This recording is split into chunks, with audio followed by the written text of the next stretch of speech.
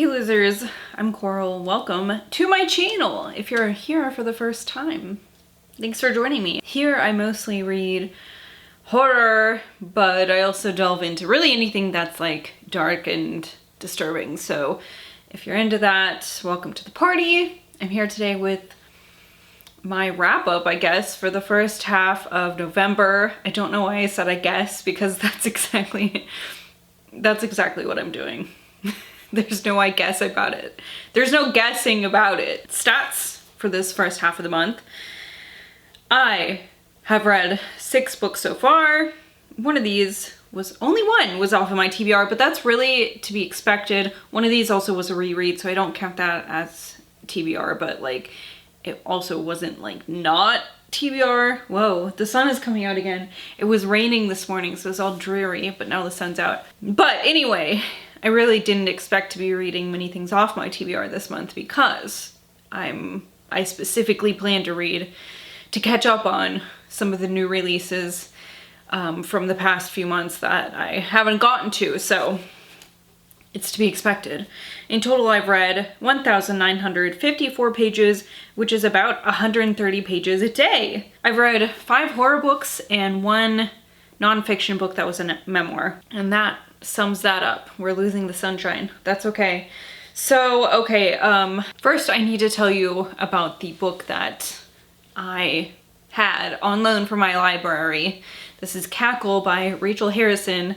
I didn't intend to read 2 Rachel Harrison books this month, but it just worked out that way, and that's okay. oh my god, I've had this on hold for so long, and my hold finally came in.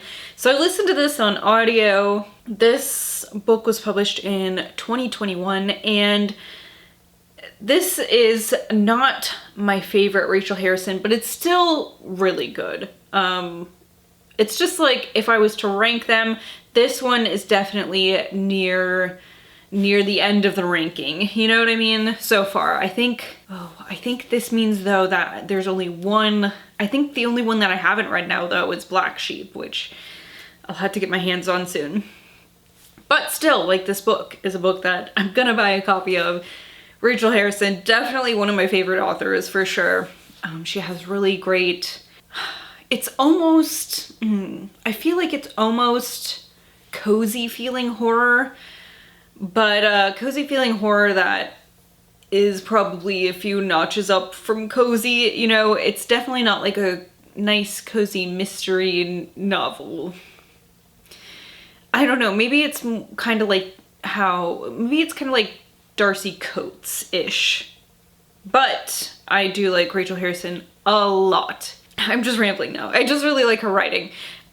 This is about a woman in her 30s named Annie who's going through like a life crisis right now. Her long-term relationship ends. She has to move away from the place that she's lived for quite some time.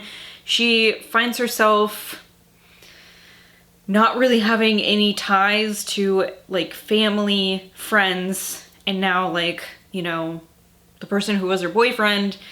So she feels aimless and floating, and she moves at the very beginning of the book and really fortunately strikes up a relationship with this really enigmatic woman named Sophie. And this is in like a really small, quaint town, you know, somewhere where you can just walk around, which is something I really miss about my hometown. It's not like that where I live now. Unfortunately, you can't just, it's just like not it's not made for pedestrians, you know?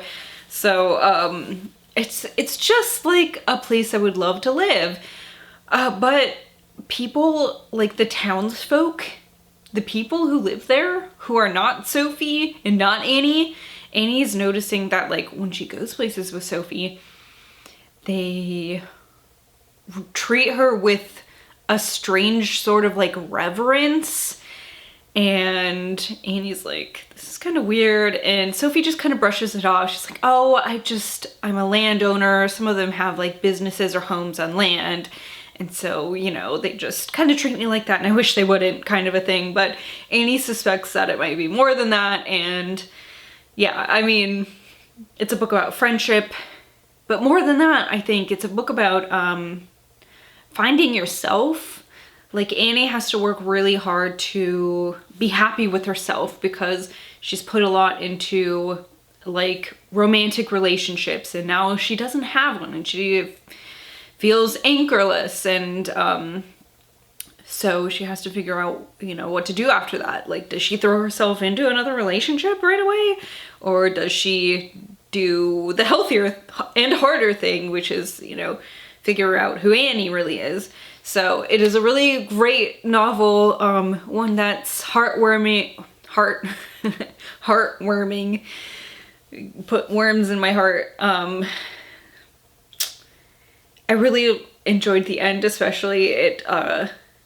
It was a little bit strange, and yeah, all in all, still really great, just not my favorite of Rachel Harrison's. Okay, really honestly, I've had such a great reading month so far, and I hope this continues. But this is definitely my least favorite book that I've read so far this month. This is You All Grow Up and Leave Me by Piper Weiss. This was published in 2018, and this is a nonfiction book. This is a memoir about Piper growing up in the 1990s in New York. And she's writing this because she had a tennis coach, Gary Walensky, who was eventually arrested after trying to kidnap a teenage girl, and then it was found out that he had this cabin up in, I believe, upstate New York, where he had just a lot of paraphernalia, which leads you to believe that if he had been successful in kidnapping this girl, like, she would have not made it out of there. He was like a deviant, basically. And so I really thought that this would focus a lot more on, I mean, I know this is a memoir, however, I thought this would be a memoir woven into information on this man, Gary Walensky. But most of it really was about the author being like adolescent, an affluent adolescent, really. And that just, it started to become grating. It's like, I don't know. I was not, I didn't pick up this book because I wanted to read about 12-year-olds sneaking out and drinking. So I guess maybe I'll be able to find some other fucking information on this guy, because that part is really interesting. And I mean, that's not to say like none of the things that she had to say in here were important.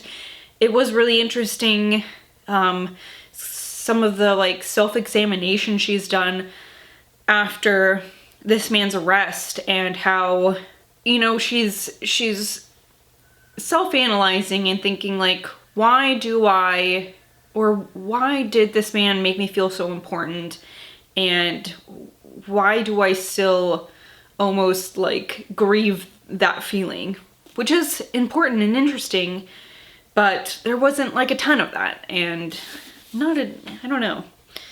So I don't know. Like, not terrible, but not as interesting as I hoped it would be. Then on to Crushing Snails by Emma E. Murray.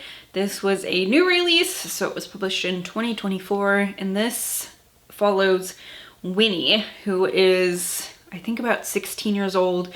She is like smack dab in her high school years, and she has a terrible, terrible home life. She deals with a history with a mother with mental issues, a father who's abusive.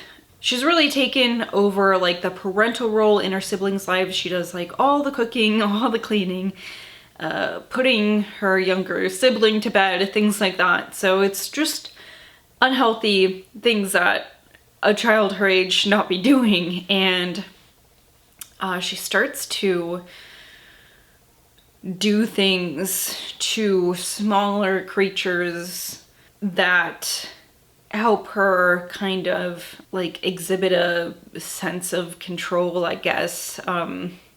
So this book does have harm towards animals, harm towards children, harm towards infants. If that bothers you, like, this isn't it. If you read the synopsis, this should not surprise you. This was really, like, at times hard. It just pushed my limits, and I don't mean that in a denigrating way, because I think that this was a really great book. I really enjoyed reading this. It's definitely extreme horror in my opinion. Stuff where I was like, it was just really intense, you know? And there's a couple of chapters specifically where we're not in the POV of Winnie anymore. We're in the POV of someone she's hurting, and that like was it was especially intense. And but it's I don't know, something about this is really strange too, because it's like at the beginning of the book, you know that Winnie is missing, and you don't know exactly what has happened. But you also get these interviews throughout the book of people saying like, I can't believe that Winnie would do this thing. And you're also reading through Winnie's daily life, and you're like, I don't believe Winnie would do anything bad. She seems like a really nice girl. But also, you're along with this journey, and it's like her past and her present home life. You're like, yeah, I mean, is it surprising that something like this happened? Maybe not. So it's really interesting how the author managed to pull that off. It's a strange feeling. But I will say there were times where like the dialogue in the interviews and just a couple things in the book seemed a little over the top in a way that seemed, I don't know, almost caricature-ish, like, or stereotypical. The interviews especially, usually I really like that in a book. In this, it was like, oh, okay, can we get to the end of this? But overall, I really enjoyed this book, and I will be definitely picking up anything else Emma Murray puts out. I think that she created a really special character in this book, one that you feel sympathy for, and also you just like want her to stop. It's it's a strange feeling. Especially reading simultaneously American Psycho by Bret Easton Ellis, where the character is like very fucking obviously a piece of shit, and like Winnie is not, I don't think, you know? So it was really weird. It was really weird. So also I read American Psycho by Bret Easton Ellis. This was published in 1991, and I'm reading this, or I read this, I guess. I'm still, like, I read it, I still am, I don't know, examining things for a paper that I'm writing in my psychology class, but I'm not really gonna go into details because I would like to. I have this idea for this series that hopefully I'm gonna start here and not peter out on, where I come up with 50 of my favorite horror books. So there will be some rereading, of course, because I really have to solidify that. And you know what's interesting too is I read this and I went to log it into Goodreads again, and the last time I read it, I only gave it 4 stars, which is crazy because the entire time I was reading this, I was telling Zach, like, this is one of my favorite books. This is I love this book so much. This book is hilarious. Like, this book is so clever and just diabolical. I just love this book so much. And then, oh my God, like, what happened to me? Was I just so traumatized the first time I read it? Could be. I really, like, I think when I read this, I hadn't read anything so extreme before. But goddamn, this book is so funny. I mean, really, I wish I had I highlighted so many parts here. The part where he's trapping the rat that crawled up his toilet, and he buys a rat trap, and he's like, the only cheese that I had in my apartment was a huge wedge of brie, so I put it all in there. It's a big rat. and he dressed the cheese with sun-dried tomatoes and like dill, and it's like, it's a fucking rat, dude, but it's just so funny, like, and also terrible. Like, this is also has extreme violence in it, and you know, language slurs, violence towards unhoused people, pets, animals, stuff like that. So then I also read, actually, oh my god, I finished this last night. Such Lovely Skin by Tatiana Schlote-Bonne. I read almost all of this last night because this was just one of those books where I could not make enough time for this book, like as much time as I wanted to, you know, and I was like, oh my god, like, can everyone stop needing me? Can life just stop needing me for just a couple fucking hours, please, so I can finish this book? It's like, from really like 10 pages in, I was like, oh, I need to read this. Man, this was a trip. This is about a teenager named Viv, who is an amateur Twitch streamer. She's trying to make it big, and she is 3 months in from a like severe family tragedy where her younger sister died, and Viv has withheld the truth from everyone about how this incident really happened. So obviously, you know, everyone knows that her little sister died, but they don't really know how she actually died and Viv's involvement in it. So Viv is like holding this horrible, dark pit of like guilt inside of her. And it's eating away at her. Like, how could it not? I just can't imagine. So now 3 months later, Viv is trying to slowly take steps to start acclimating back into life without her sister, going back to school, seeing friends, and gaming again, which she took a break from. So one day she's like, okay, I'm gonna stream again, but I want to do a practice round of something first. She looks through her email and sees that somebody has sent her an email a few times about this indie game called Locked In. And she's like, okay, this sounds cool.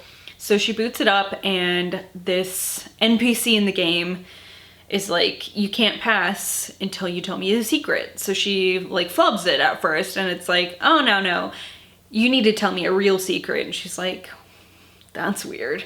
So she ends up telling this NPC about what really happened with her sister Riley. And this is the first time that she's ever said it or ever written. Obviously she wrote it out, she typed it, right? But this is the first time like it's ever been uttered. And the NPC's like, okay. And then, you know, she gets on with the game. But when she boots it up to stream later, in a new game, that NPC's not there. And she's like, that's kind of strange.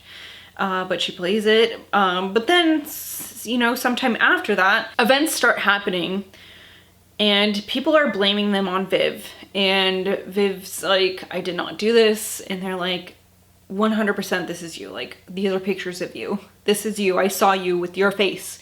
And so she discovers that there is a thing that looks like her trying to ruin her life. So this was just like such a non-stop thrill. I feel like I could not put it down. I couldn't read it fast enough, really. I thought it was so fun. Like the places it went, I was like, oh god, how bad is this going to get for her? And it gets bad. It gets bad. So yeah, this is another book that's like about friendship and about grief and guilt and forgiving yourself and things like that. So good. Like I really enjoyed this book. And there's like quite a few scenes where she's playing horror games, and I thought that that was written out really well. You can tell that the author likes to do that, so that was really fun. Okay, last book here. So Thirsty by Rachel Harrison. This was another new release, and this is her vampire novel. So this is about Sloane and, does it say, oh, Naomi. Sloane and Naomi, two best friends, wildly different personalities. Sloane's husband gifts her a weekend getaway with her best friend Naomi for her birthday. And while they're there, Naomi, who is much more outgoing than Sloane, she's really, you know, she's one of those people who meets a friend wherever she goes type of a person. And sure enough, they're at a bar one night, and then the next night, Naomi is like, hey, we're gonna go to a party with so-and-so. And Sloane's like, what are you talking about? Like, where did you manage to meet people? Like, what the fuck? And Naomi's managed to meet a couple people. They invite them over to a house party, but during that house party, something goes terribly wrong, and Sloane has to make this decision that's going to change her life. So yeah, great vampire novel. There's a little bit of romance in here, which I enjoyed. I feel like I could have read like 200 more pages of this book. I was a little bit like salty that it ended. I was like, oh, this has an end? What the fuck? I would have wished it did not have an end and that it went on indefinitely, because I thought it was so nice. I really liked this. I really like Rachel Harrison, and I can't wait to read many, many, many, many, many more of her books. So those are the books that I've read in the first half of October. I'd love to know, have you read any of these? What did you think? What have you read so far this month? Is there anything exciting that you'd like to tell me about? I'd love to hear. My fingies are cold now. Yeah, I don't know. I don't know what else to say here, but thank you for watching. Thank you so much for watching. I will see you later. Goodbye.